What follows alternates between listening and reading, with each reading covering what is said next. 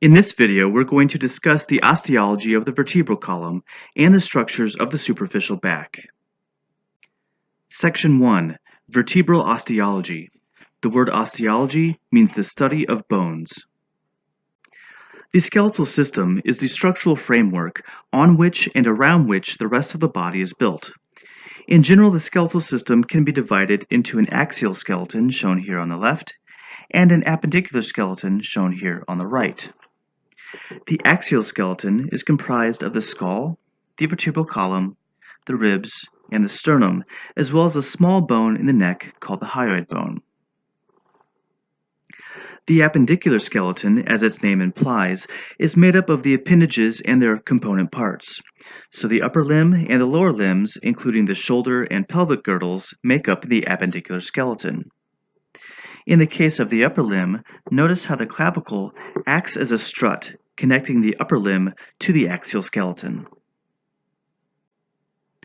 The vertebral column runs the entire length of the back and is divided into 5 regions. The 7 cervical vertebrae, shown here in green, are located in the neck, and they are responsible for supporting and moving the head. The cervical vertebrae transmit the spinal cord along with the vertebral vessels, which are responsible for supplying blood to the brain. In the thoracic region, there are 12 thoracic vertebrae, which articulate with the 12 pairs of ribs. Along with the ribs, these vertebrae will help to protect the vital organs of the thorax. There are 5 lumbar vertebrae, shown here in pink. These vertebrae are very large in order to bear the weight of the upper body. The sacrum and coccyx are unique because they are both made up of vertebrae that have fused together. The sacrum is made up of 5 fused vertebrae, which articulate with the pelvic bones, and the sacrum functions to transmit the weight of the upper body to the lower limb through the pelvic girdle. And then at the very end of the vertebral column is the coccyx, which is composed of either 3 or 4 fused coxal bones. The colloquial term for coccyx is the tailbone, so when someone breaks their tailbone, they have broken their coccyx. When viewed in the sagittal plane, the adult vertebral column has a number of curvatures, which enables us to maintain our center of balance in an upright bipedal stance. The primary curves in the thoracic and sacral regions persist from development into adult life. The primary curve is concaved anteriorly, reflecting the original shape of the developing embryo. At around 4 months of life, when infants begin to gain good control of their neck muscles, the secondary curves of the cervical spine begin to develop. The secondary curvature of the lumbar spine begins to develop around 18 months of life, once toddlers are on their feet and walking around. On occasion, the spine can exhibit abnormal curvatures. Kyphosis, also known as hunchback, is the exaggeration of the thoracic curvature, as shown here. Kyphosis is commonly associated with aging and osteoporosis of the spine. Note that in elderly postmenopausal females, they often experience depleted estrogen levels. A depletion of estrogen can lead to a loss of bone mass within their thoracic vertebral bodies. That loss of bone mass causes those vertebral bodies to become more wedge-shaped in appearance, and as such, that's what leads to the exaggerated curvature of the thoracic spine. And again, we'll call that kyphosis. Lordosis is an exaggeration of the lumbar curvature, as shown here. It is also known as swayback. Lordosis is commonly associated with either pregnancy or obesity. Anytime there is extra abdominal weight, it can put strain on the lumbar spine, pulling it into a lordotic state. Lastly, scoliosis, also known as crooked back, is a complicated deformity that is characterized by both a lateral curvature of the spine and vertebral rotation. The lateral curvature of the spine tends to cause a characteristic rib hump, as shown here. This rib hump tends to protrude on the side to which the spine has deviated. It is also very common for patients to present with uneven shoulders, as well as with hip elevation, as shown here. This posturing is a compensatory mechanism to help the individual maintain their center of balance. Correcting severe scoliosis with curves at 45 degrees or more can be a real challenge for orthopedic surgeons, and it may require a series of surgeries. In 2015, there was a medical student here at Rush who spent a year living in Ethiopia before attending medical school. During that year's time, he worked at a clinic that treated children with severe spinal deformities. The majority of scoliosis patients he worked with had curves of over 80 degrees, with a handful setting world records with curves over 200 degrees. Here's one of the patients that he saw. The patient's name is Hoptum. Hoptum had a 120-degree lateral angle with a trunk rotation of 30 degrees. Here's the same patient from the anterior perspective, and notice the digital reconstruction of his spinal column. And here's Hoptum after surgery. It's amazing what orthopedic surgeons can do. Now let's look at the major components that form the typical structure of a vertebra. The sizable vertebral body forms the anterior portion of each vertebra. It gives strength to the vertebral column and supports the body's weight. The porous vertebral bodies have within them red bone marrow, and these bodies are very active sites for red blood cell formation.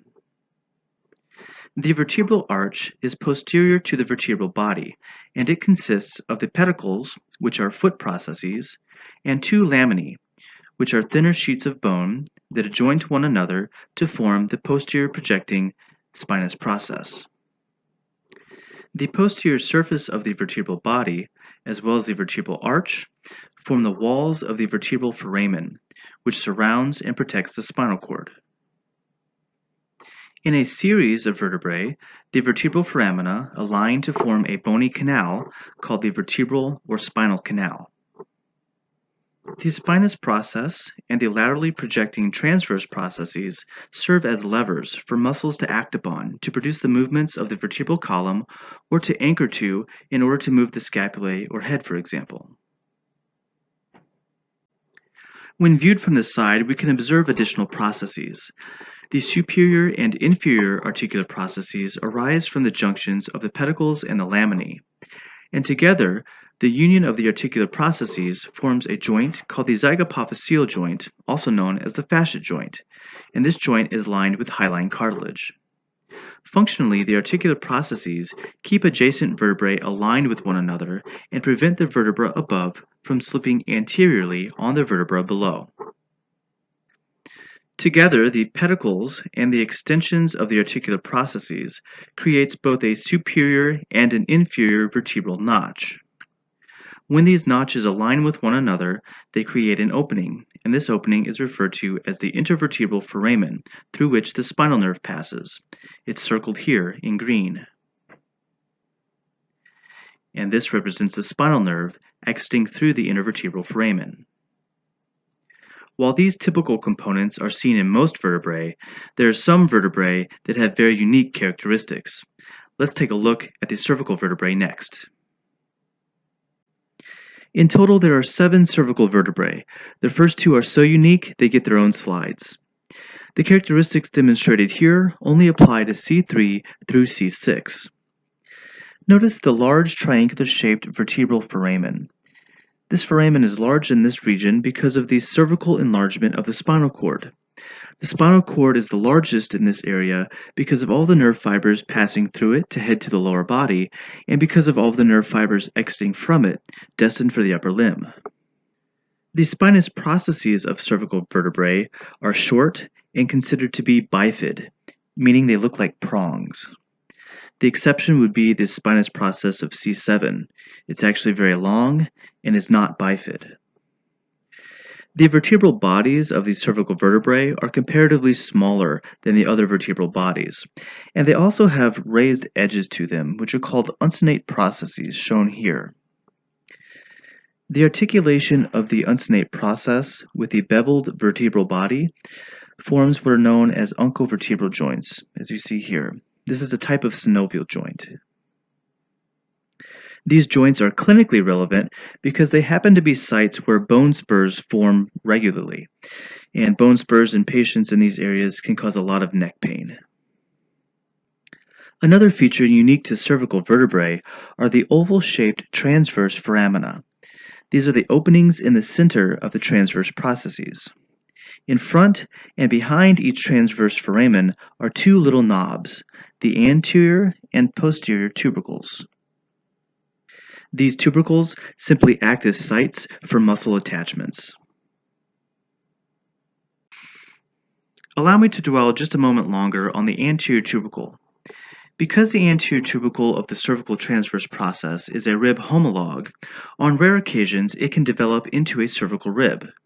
It is estimated that anywhere from 0.5 to 1% of the population has a cervical rib, as shown here. Because of its position, a cervical rib can impinge upon the nerves that exit from the neck in a condition called thoracic outlet syndrome. For now, appreciate that cervical ribs can develop and that they can arise from the anterior tubercles. We'll talk more about thoracic outlet syndrome later.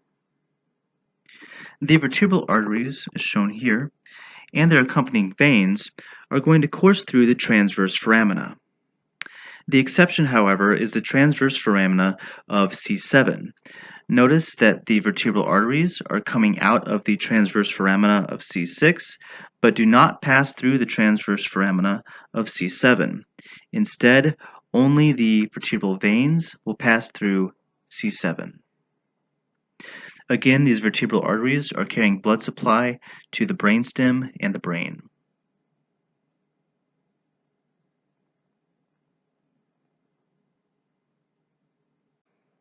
Cervical vertebrae 1 and 2 are unique in both shape and function. C1 is also known as the Atlas, named after the mythological Greek god who bore the weight of the celestial globe on his shoulders. The Atlas has neither a body nor a spinous process. In place of a body, the Atlas has two large lateral masses, which bear the weight of the skull. And on top of each of these lateral masses, the occipital condyles of the skull are going to articulate here with the superior articular surfaces. These are the facets upon which the occipital condyles will rock. Extending from the lateral masses toward the midline to form a complete ring of bone are both the anterior and the posterior arch, each with their own respective tubercles. Here's the posterior tubercle of the posterior arch, which essentially replaces the spinous process. And here we see the anterior tubercle associated with the anterior arch. The second cervical vertebra is known as the axis. And notice how it has two flat surfaces for articulation with the atlas from above. The most distinguishing feature of the axis is the dens, also known as the odontoid process. In the upper right of the screen, in this image, you can see how the atlas above is seated on the axis below. Notice how the dens articulates with the posterior aspect of the anterior arch of C1. There's even a small facet for the dens as shown here. Notice how the dens is held in place against the atlas via this ligament called the transverse ligament of the atlas. Not only that, but the dens is held in place by both cruciate and alar ligaments as well. The word ala refers to wing. So these wing-like projections are the alar ligaments holding the dens in contact with the base of the skull. Perhaps you've heard of something called an internal decapitation. What happens is the alar ligaments in particular, along with the cruciate ligaments, rupture. And rupture of those ligaments means that the skull can no longer be securely fastened to the cervical vertebrae. As such, the skull, about the size of a bowling ball and about the weight of a bowling ball, can become very loose and can fall forward or backwards. And when that happens, there can be a transection of the spinal cord as a result. That's known as internal decapitation. Because of the configuration between the atlas and the axis, the atlantoaxial joint permits rotation of the head. So when you shake your head no, the atlas is pivoting around the dens of the axis, allowing you to shake your head no.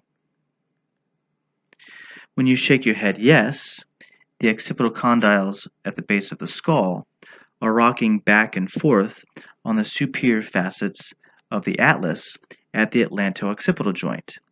And so that motion allows you to shake your head yes. If there is ever a need to view the dens radiographically, the best approach to take is to view it through an X-ray taken through the mouth. So notice here the lower jaw with the teeth, and here you can see the outline of the dens. Visualizing the dens from this angle could allow you to see if it's fractured or not. The thoracic vertebrae are characterized by a round vertebral foramen and a heart-shaped vertebral body. Because the thoracic vertebrae provide attachments for the ribs, they also feature costal facets that are positioned on the sides of the vertebral bodies, as well as on the transverse process. With the exception of rib 1, the head of a single rib is going to make contact with two thoracic vertebrae. And don't forget that ribs are numbered according to the vertebra, where the costal tubercle of the rib adjoins with the transverse costal facet, as shown here. So let's take a look at this example. Here we have the vertebral body of T6, and this would represent the costal facet of that same vertebra, T6.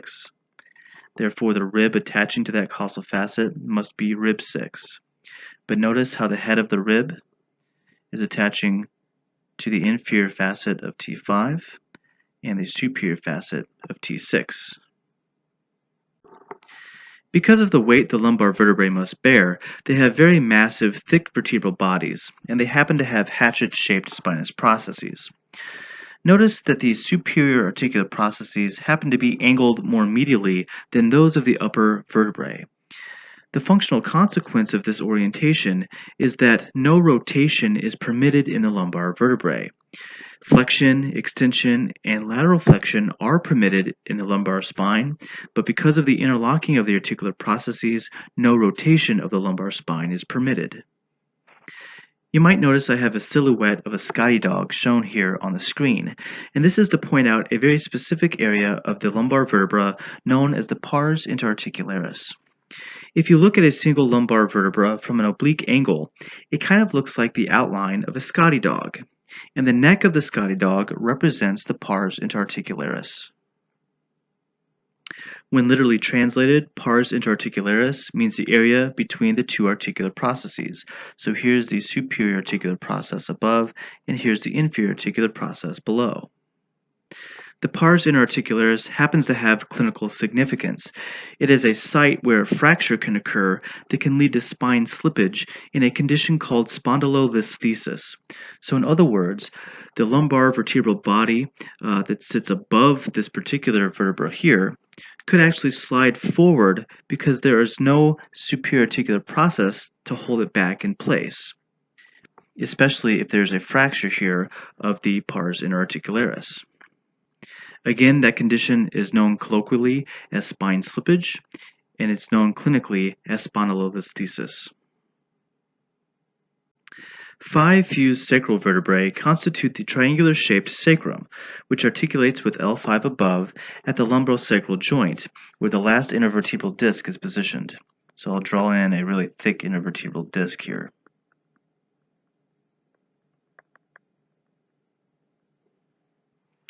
The anterior projecting edge of S1 of the sacrum is known as the promontory, and the wing-like projections coming off of the sacral bodies are known as the alae.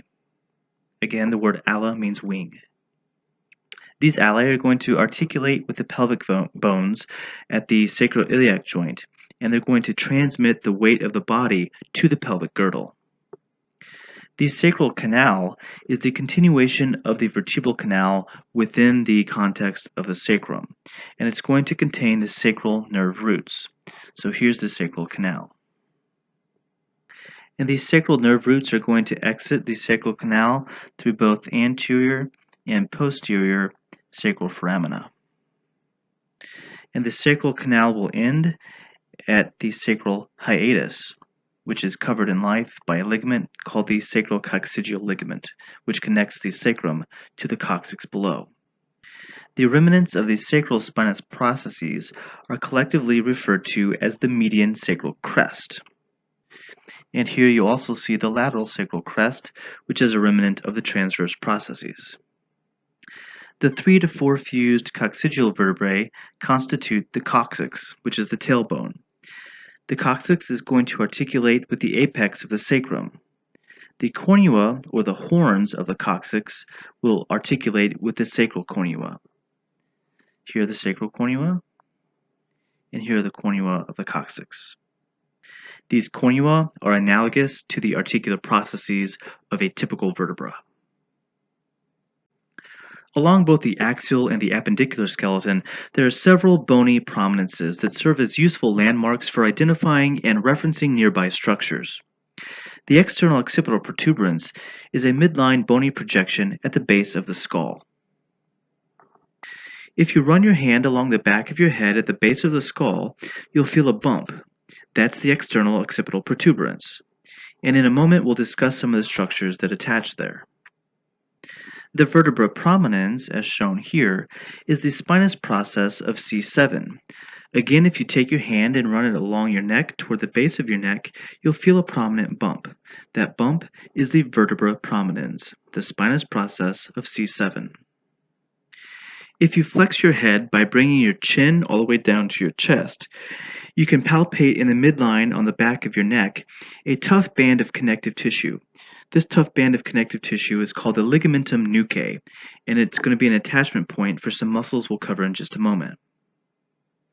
Here's the Ligamentum Nuchae shown in this bottom right image. Now let's take a look at the scapula. In regards to the scapula, many of its edges and projections can actually be palpated. The spine of the scapula is an obliquely oriented ridge of bone that starts near the vertebral or medial border, which is shown here, and it heads upward toward the shoulder, and it ends as the acromion. Here we see the superior angle of the scapula. This will be an important point of reference for dissection because one of the muscles that you'll be searching for is going to attach here, called the levator scapulae muscle. In addition to a medial border, the scapula also has a lateral border, which is sometimes referred to as the axillary border because it's on the side of the armpit. Recall that the term axilla means armpit. Now that you're familiar with some of the bony landmarks, we can now take a look at the muscles and where they're attaching. In this section, we'll cover the superficial muscles of the back along with their neurovasculature. Here are the skin incisions that will be made in order to visualize the superficial back muscles. First, start at the external occipital protuberance and make a midline incision down the back until you reach the sacrum. The second cut should be made from the external occipital protuberance over toward the lateral neck just below the ear. And you'll follow along the lateral neck onto the shoulder. Then at about the midpoint of the back, you'll make a cut from the mid-axillary line over to the midline incision. And then you will also make a fourth cut that follows the contours of the iliac crest from the mid-axillary line all the way down to the sacrum. These cuts are going to allow you to reflect the skin laterally. And by doing so, you'll then visualize the superficial back muscles, the most superficial of which will be the trapezius muscle. As you're making cuts through the skin, take just a moment to appreciate the layers of the body's largest organ. Functionally, the skin is a protective barrier. It regulates heat, it synthesizes and stores vitamin D, and of course, it has specialized receptors for touch. The skin itself has two layers, the epidermis and the dermis.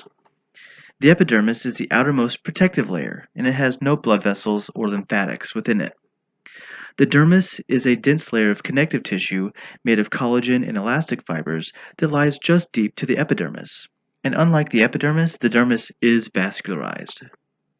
Just beneath the dermis is a layer of loose subcutaneous tissue referred to as the superficial fascia. The superficial fascia is composed mostly of fat, which is important for thermal regulation. And within the superficial fascia also lives sweat glands and blood vessels and nerves. Enveloping the muscles themselves is a layer of dense connective tissue called the deep or investing fascia, as shown here. When you're dissecting, you'll want to ideally expose the plane between the superficial and the deep fascia. This plane right here is the plane you'll want to expose so that you can remove the skin above and the superficial fascia from the underlying muscle below. As soon as the skin and superficial fascia are reflected, 2 of the 4 superficial back muscles will be exposed immediately. Those 2 muscles are the trapezius muscle, shown here, and the latissimus dorsi muscle. The remaining 2 muscles of the superficial back group are the rhomboids, shown here, and the levator scapulae muscle. Although this group of 4 muscles is referred to as the superficial back muscles, these muscles don't actually act on the back. Instead, these muscles act on the shoulder girdle, principally the scapula, to move the structures associated with the upper limb. So now let's take a detailed look at each muscle individually. The trapezius is a very broad, diamond-shaped muscle with 4 points of attachment. It attaches to the superior nuchal lines that extend laterally from the external occipital protuberance, shown here. Along the length of the upper vertebral column, the trapezius muscle attaches indirectly to the cervical spinous processes through that band of connective tissue called the ligamentum nuchae. And then it will attach directly to the spinous processes of the thoracic vertebrae, as shown here.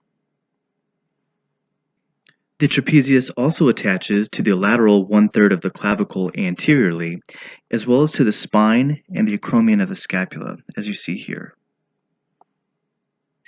Functionally speaking, the trapezius acts on the scapula and the lateral clavicle. What's interesting about the trapezius is that this muscle has fibers that are oriented in 3 different directions. First and foremost, understand that muscles are functionally designed to contract, meaning their fibers shorten. So whenever we look at the upper fibers associated with the trapezius muscle, we see these fibers extending from the superior nuchal lines on downward toward the acromion and spine of the scapula. Since the vertebral column isn't going anywhere because that is the anchor point for the trapezius, that means the scapula is going to move. And in this case, when those upper fibers contract or shorten, the scapula is going to be elevated. Here are the transverse fibers of the scapula running horizontally. When these fibers shorten, the scapula will be drawn closer to the midline. In other words, it will allow for the action of scapular retraction. And lastly, when the lower fibers contract, they're both going to depress the scapula, and in addition, it's going to help the scapula to perform upward rotation. When the scapula moves and rotates upwardly like this, that is upward rotation. Here's a better view of the ligamentum nuchae with the muscles removed from the image. So this ligament is an extension of a ligament called the supraspinous ligament, which we'll revisit next time.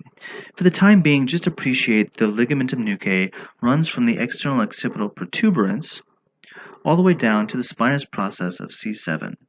So all this area here represents the ligamentum nuchae. Notice the distance between the tips of the cervical spinous processes and where the trapezius muscle would actually be attaching to the ligamentum nuchae. That's why we consider the trapezius to attach indirectly to the cervical spinous processes. The nerve responsible for innervating the trapezius muscle is cranial nerve number 11, known as the spinal accessory nerve. This nerve is purely motor. You'll find this nerve running just deep to the trapezius muscle, and it's going to emerge near the base of the neck. You'll also be on the lookout for the superficial transverse cervical artery. This artery is going to supply blood to the trapezius muscle. To visualize the artery and the nerve, you'll want to make a cut along the trapezius in the midline, and you'll want to reflect the trapezius both laterally and superiorly in this direction.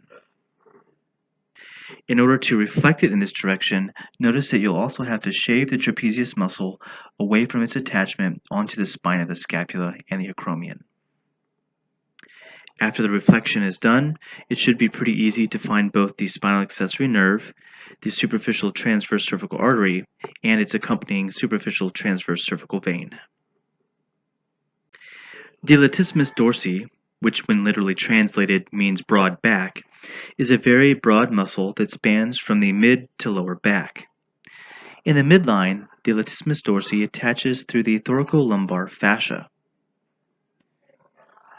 It uses this fascia to attach to the spinous processes of the lower thoracic as well as the lumbar vertebrae. At the lower boundary of the muscle, it's going to also attach to the iliac crest as well as the sacrum. The Latissimus dorsi is going to insert onto the humerus. When the arm is flexed, the Latissimus dorsi helps to extend the arm, and if the arm is abducted away from the body, the Latissimus dorsi is going to help to adduct the arms back closer to the body. In weight training, bodybuilders like to use what's known as the lat bar to strengthen the Latissimus dorsi muscle. The lat bar is a bar that you place behind your neck, and you will grab onto that bar and lower it toward your shoulders. And in doing so, you are taking your arms from an abducted position and bringing them down to an adducted position. And you're doing that against the resistance of the weights, thereby bulking up the Latissimus dorsi muscle. And because the Latissimus dorsi wraps around to the anterior side of the humerus, that means it's also going to be responsible for participating in medial rotation of the arm. Here's an anterior view of the Latissimus dorsi muscle, and from this view you can see the tendon of the muscle inserting into the floor of the intertubercular sulcus. That sulcus is also known as the bicipital groove. Because of this orientation, whenever the Latissimus dorsi muscle contracts, it can assist in medially rotating the humerus. From this same view, you can also appreciate the nerve and artery of the same name that supply this muscle. Here's the nerve coming from the posterior cord of the brachial plexus, called the thoracodorsal nerve. There's also a thoracodorsal artery, which happens to come from the subscapular artery, which arises from the axillary artery. We're going to revisit this nerve-artery pair in our next few lectures. So for now, just appreciate that the thoracodorsal nerve and artery are responsible for supplying the Latissimus dorsi muscle. By reflecting the trapezius muscle, you'll be able to visualize the levator scapulae and the rhomboid muscles. As its name implies, the levator scapulae is responsible for elevating the scapula. The muscle will attach from the transverse processes of the upper four cervical vertebrae, and it will insert onto the superior angle of the scapula as shown here. In addition to assisting with elevation, the levator scapulae is also going to help fix the scapula, especially when there is downward force or traction placed against the humerus, like when carrying a heavy load, for example. When you perform the action of shrugging your shoulders, not only are you activating the levator scapulae muscle, but don't forget you're also activating those upper fibers of the trapezius muscle as well. The rhomboids are made up of the rhomboid major and rhomboid minor, and there's not always a clear line of demarcation that separates the two. However, the root of the spine of the scapula can be used as a useful landmark for trying to demarcate between the rhomboid minor above and the larger rhomboid major below. As their name suggests, they are in fact rhomboid in appearance. These muscles are going to attach from the spinous processes of C7 all the way down to T5, and they will make their insertion onto the medial, aka vertebral border of the scapula. As such, functionally the rhomboids are going to draw the scapula closer to the midline. This is referred to as scapular retraction. You can demonstrate the action of scapular retraction by placing your hands on your hips and moving your elbows closer to one another posteriorly. You would have a patient perform this same action against resistance if you wanted to test the integrity of these rhomboid muscles. The nerve and blood supply to the rhomboids, as well as to the levator scapulae muscles, is through the dorsal scapular nerve and dorsal scapular artery. During dissection, you'll want to reflect the rhomboids laterally from their vertebral attachments in order to look at their undersurface. And near the medial border of the undersurface of the rhomboids is where you'll begin to locate the dorsal scapular nerve and a small dorsal scapular artery.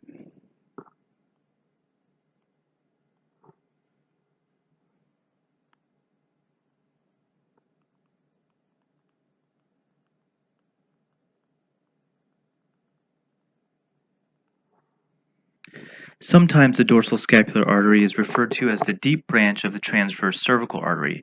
You'll notice I've crossed that term out. For our purposes, we'll just call it the dorsal scapular artery. Technically, the difference arises when you start to discuss the origin of the vessel. If the vessel comes from the subclavian artery, then technically it's called the dorsal scapular artery. However, if it originates from the transverse cervical artery, then technically it's the deep branch. For our purposes, we'll just call it the dorsal scapular artery. That concludes this video on the vertebral osteology and the superficial back. Until next time, take care.